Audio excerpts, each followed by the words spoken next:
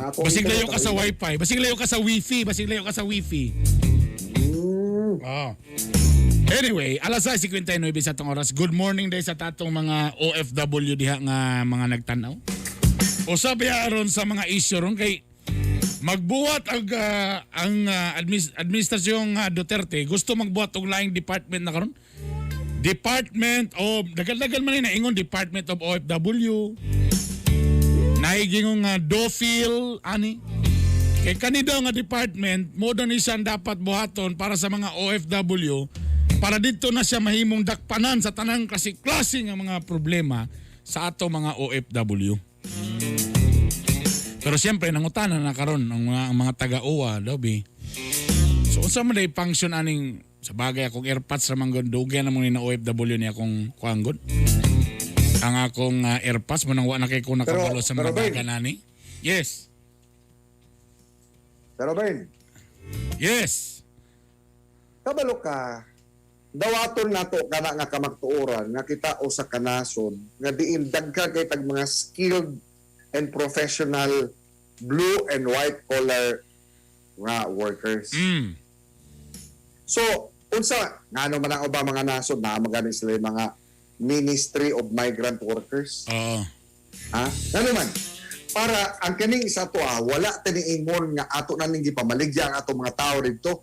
Kay maumang gyud kana siya ang kamatuoran karon nga naagi mga Pilipino nga tungod sa kagamay sa mga opportunity diri para sa laing nasod. Tama, diba? tama.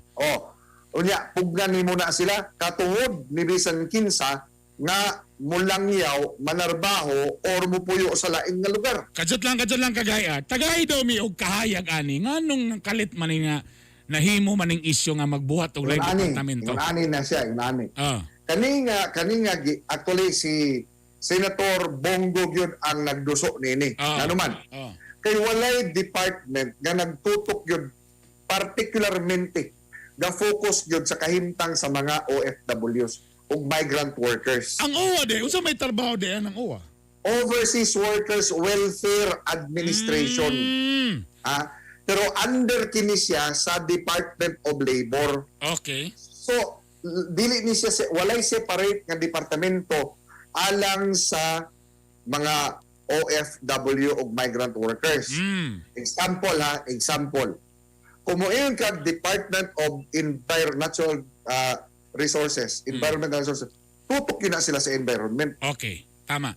Walay nagtutok nga OFW yun yan. Dako na kayo ni, dili ni mo ni pwede nga ibutang lang nga usa ka division sunod sa Department of Labor. Okay. So mao na nga kung naa dito problema, kaya nagipatay, nagiamong-amongan, may problema ito sa laing nga nasod.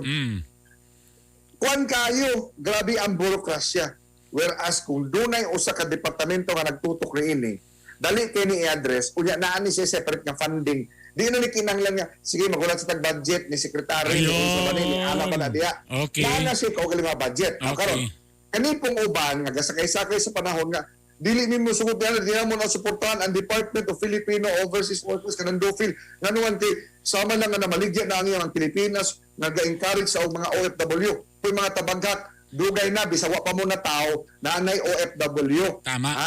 Mao ni ang gahatag pod og kanang ekonomiya gapabasto sa to ekonomiya ang OFW kung walay dalal remittances mao ni nakadungag nato gawas ana mga minahan, gawas si ana mga industriya, doon na po'y tampo ang OFW. Now, okay. wala na giingon nga kita mamaligya na og mga Pilipino aron manarbaho sa gawas. You are wrong. Kung dili kani nga departamento nga gisuportaan ni Senador Bongo mututok mismo. Grabe na kaya na laser focus na para sa OFW. Na sila yung mga problema, OFW, mao nga departamento na ay pangitabo. Kani nga departamento mututok sa OFW. O maupod ni ang mututok na pohon dunay bangko na nakatagana alang sa OFW. Eh di gwapo man di kay na siya nga plano kung imo mo noon. Ang gasupak ana mga pangit raman. Mao din. So na ako nakita. So muna kung gusto nga maghimo tag poll question of the day. Para mismo ang mga OFW kay tama. Kay kani mga gabagot-bot diri nga gatan-aw nako kanili sa Facebook kay mura man daw kung anong nagbuhat daw tani nga department kay murda na to nga gin-encourage daw ni mga Pinoy nga Dito, panglangyaw ra mo dito. Siyempre, di man mo na mapugna na katungod mo na sa mga tao. Oh, Kaya nga mo adto ka sa katungod ka na sa katawhan. Karon be. Oh. Kanang unsa man imo nang pugnan ay sa dili tanan nga galangyaw napugos. Kaya ini ba niya? Napugos nga manarbaho sa gawas.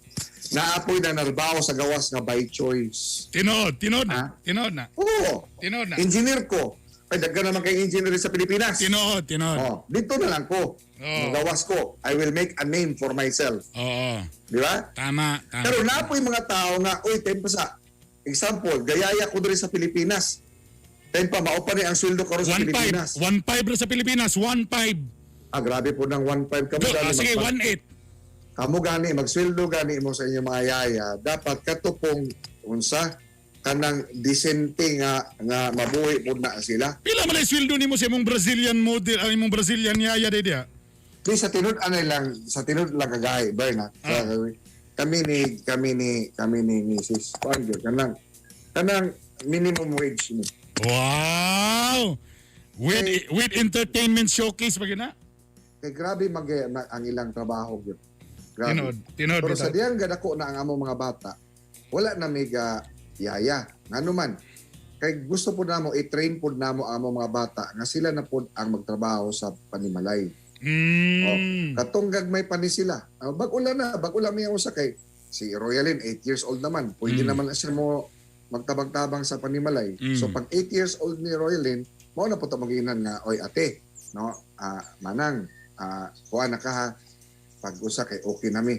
So ato gitagaan na mo siya time na ma-prepare pud na mo siya mapalakaw. Ang point na ko ani mga kagahay is that nga kung ikaw nagyaya ka diri, nakita nimo opportunity sa gawas, Hong Kong, Saudi Arabia, Singapore, laliman kag nga 20,000 ang sweldo dito.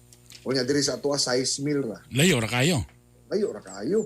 Unya na pa yung mga hatag diya nga 1,000 ra. Gani mo na magsweldo 1,000. Unya kung makasaba, grabe. Mura ba tag-iya na sila sa ilang ang problema ra ba kay mo binangkita mo nilag katabang kay mo help ra. Ang problema kay iya na tanan trabaho. O dili na help ang tawagan. Mura po lang mga health workers o usahay bitaw yamiran kay mura gikan sa ospital hugaw ngilngig. Ginoo ko. Kamo ang mas hugawan nga naa diha sa Ginoo ko galako sa dalan nga. Na diha. Alright. Tama no. So muna tong poll question. So kamo ba para sa inyo uyon ba mo ani nga magbuhat gyud og adto nagi usa ka departamento para sa mga OFW. Okay? Kamo uyon ba mo mga kagahi? Kamo na ba mo relatives na OFW? Kamo mismo mga OFW? Ang medyo downside lang ani gamay Bern tungod kay pandemic, no? Ang ubang mga kwarta nato nga igahin unta para ana na realign kana para sa pandemya. Ay nako patay tayo dyan. Importante ka na nga departamento apan unsaong ka naron sa gobyerno nga mapunduhan pud ka na nga karon ani amang kita sa usa ka dakong krisis pangkalibutan. Tinood. So, ang pangutana, unsa tayo pangutana? Ang pangutana, uyon ba mo kung mabuhatan yun nato usa ka departamento para gyud sa mga OFW? Alright? Oo, dapat lang para at least lugar nanatay ang mga OFW nanay maduulan, may mga problema, mas dali ma-address. Dili! Kay mura tag na maligya ang mga Pilipino. Mura ka to'y panghatag ang mga Pinay dito sa foreigner. Sa man po na mo depende? Depende! Sa may depende ani? Depende. Sa hitsuraan na po na ma-racist na sa taning. Sa mga problema ninyo sa mga batig naong? Kadugaran magtuko nagikog ka ng party list ba? Tig panalipod sa mga batig naong. Tibak. Muna siya. Tibak. Tig panalipod sa batig naong. Party list. Tig panalipod na ning. Unya, wala na dapat mo dawat. Kana mag-apply ka inuman ka nga with pleasing personality. With pleasing personality. Tama. Tinod yan ha. So, tapos mag-yuningon na ba nga no to discrimination. Tapos pagbutang diyan ay no to sao na lang ni mga bagtakon. Wag yun so ka. Tapos dili pwede pang katong mga batig naon dili butang sa front desk dito rin sa likod. Paitan So dapat ba doon na department? Dili. Depende sa asa. Sa kinsa kung itsuraan ang head sa department. Ala na pod. Talaga mo yun mga Kamo looy na gid na ni mga batig naong.